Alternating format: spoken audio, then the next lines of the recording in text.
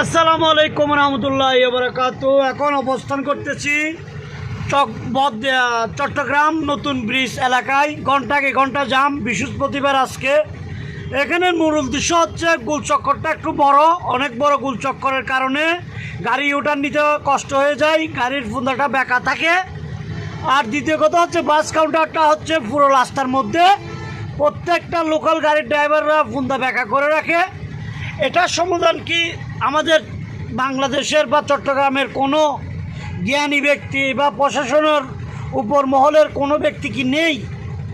গোলচক্করটা একটু ছোটো করতে হবে। আপনার এখানে দেখা যাচ্ছে এই বাস কাউন্টারটা আরও 100 ফুট ভিতরে নেওয়া যায়।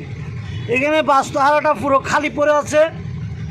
তো ভাই দেখেন, মানুষ সারাদিন সারা রাত পরিশ্রম করে বাড়িতে যাবে, গ্রামের বাড়িতে যাবে, সপ্তাহ শেষে গ্রামের বাড়িতে বউ বাচ্চা মা বাবার সাথে দেখা করতে যাবে, ওই জায়গায় ঘন্টাকে ঘন্টা জামের মধ্যে পড়ে থাকে। তো কি বলবো ভাই, দুঃখের কথা, নাই কোনো সুব্যবস্থা। এটা হচ্ছে আমাদের সোনার বাংলা। আসুন সবাই মিলে সোনার বাংলাকে সোনার বাংলায় রূপান্তরিত করি। আল্লাহ হাফেজ।